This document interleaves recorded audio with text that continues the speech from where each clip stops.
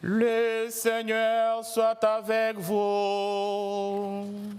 Et avec votre esprit. Évangile de Jésus-Christ selon Saint Jean. Gloire à toi, Seigneur. En ce temps-là, Jésus déclara: Amen, Amen, je vous l'ai dit, celui qui entre dans la clos de brebis sans passer par la porte, mais qui escalade par un autre endroit, celui-là est un voleur et un bandit. Celui qui entre par la porte, c'est le pasteur, le berger des brebis.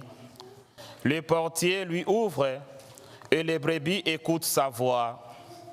Ces brebis à lui, il les appelle chacune par son nom. Il les fait sortir. Quand il a poussé dehors toutes les siennes, il marche à leur tête et les brebis les suivent, car elles connaissent sa voix. Jamais elles ne suivront un étranger, mais elles s'enfuiront loin de lui, car elles ne connaissent pas la voix des étrangers. Jésus employa cette image pour s'adresser aux pharisiens, mais eux ne comprirent pas de quoi il leur parlait. C'est pourquoi Jésus reprit la parole.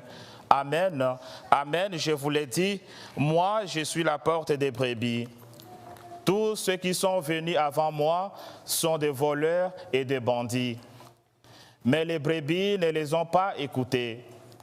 Moi je suis la porte. Si quelqu'un entre en passant par moi, il sera sauvé. Il pourra entrer, il pourra sortir et trouver un pâturage.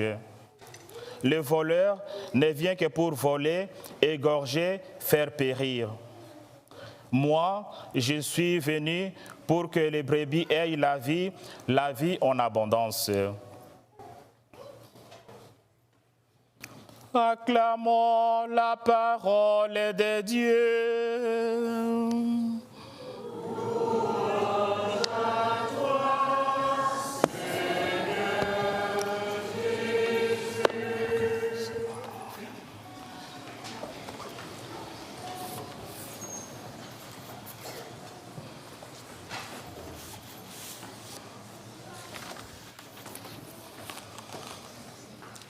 Chers frères et sœurs, avant que je ne descende pour rejoindre mes amis,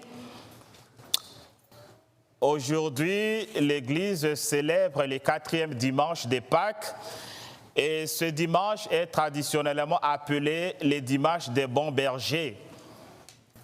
Et au cours de cette messe, nous allons penser aux évêques, comme je l'ai dit. Il y a un événement heureux dans notre diocèse, rendre grâce à Dieu pour tout ce que Monseigneur Fabre a fait dans notre diocèse, je pense pendant une vingtaine d'années, 24, je ne suis pas sûr, mais aussi pour souhaiter la bienvenue à Monseigneur Miem, qui va prendre sa fonction au mois de juin. Aujourd'hui, dans notre famille des paroisses, dans toutes les paroisses, nous sommes en train de célébrer les premières communions. Les premières communions, c'est-à-dire nos frères et sœurs, ce ne sont plus des enfants parce qu'ils sont les frères et sœurs de Jésus. Je vois Leonardo qui est là, je vois Isaac qui est là, je vois Lucas qui est là, je vois Issé, je vois Walker qui est là et je vois Michel qui est là. Ce sont ceux-là qui vont recevoir Jésus aujourd'hui pour la première fois. Et pour nous, c'est un motif de joie qu'il grandisse en sagesse, en intelligence devant Dieu et devant les hommes. J'en profite encore pour remercier les parents, pour remercier tous les catéchistes, en l'occurrence c'est Madame Lynn, qui a beaucoup travaillé avec certains bénévoles pour que ces enfants soient bien formés. Nous allons prier aussi aujourd'hui avec cette image des bons bergers, d'être toujours ceux qui construisent l'Église. Et la première lecture nous a démontré, on doit marcher toujours avec des objectifs. On a vu ceux qui venaient rejoindre la nouvelle communauté disaient, mais que devons-nous faire? Que devons-nous faire? C'est ça la question qu'ils posaient aux apôtres. Que devons-nous faire?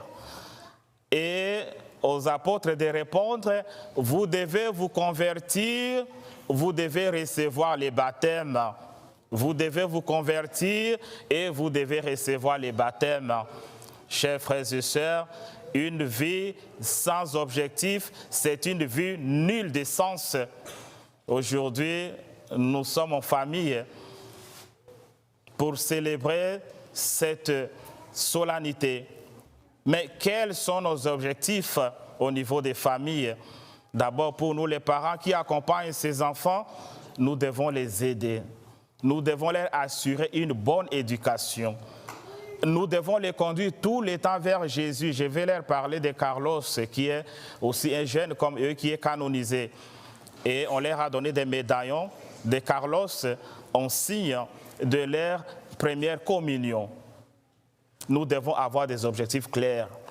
Au lieu du travail, dans ma vie personnelle, quels sont les objectifs que je me suis fixés pour ma vie chrétienne?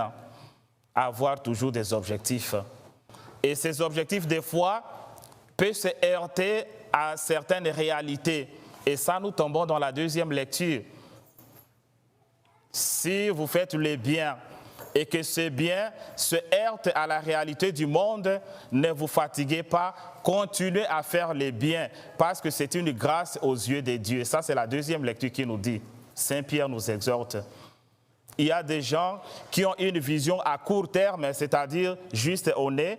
Il y a des gens qui ont une vision à moyen terme, un peu élargie. Mais il y a des gens qui ont une vision à long terme. À long terme. Et ceux qui ont souvent des visions à long terme, ils sont toujours incompris dans la vie. Ils sont toujours incompris. Parce que votre vision va au-delà de ce que les gens normaux voient. Vous voyez plus que ça. Et peut-être que vous allez vous heurter des oppositions, de la médisance, mais continuez à faire le bien. Voilà pourquoi nous, dans l'Église catholique, les gens sont canonisés après leur mort, parce que c'est après leur mort qu'on va découvrir les vertus qu'ils avaient quand ils étaient vivants. On n'a jamais canonisé quelqu'un qui est vivant, non. Mais on canonise les gens après leur mort parce qu'on découvre plus de vertus après la mort de quelqu'un que pendant qu'il est en vie. Beaucoup de gens font du bien ici. Peut-être c'est mal compris, peut-être c'est mal discerné, mais si vous savez que vous êtes dans les droits chemins, et ça, ce sont les piliers d'un missionnaire. Partout où il va, il doit parler de Dieu. Et s'il observe quelque chose qui ne marche pas à la volonté de Dieu, qui fait obstacle à l'Église, il doit les dénoncer. Même si ce n'est pas bien accueilli, il doit les faire en toute sincérité, en son âme et sa conscience. Voilà, nous avons le bon berger qui est Jésus, qui nous aide toujours, comme nous avons chanté. Le Christ est un bon berger, rien ne saurait nous manquer. Il est pour nous tous la porte ouverte pour les royaumes des cieux. Chers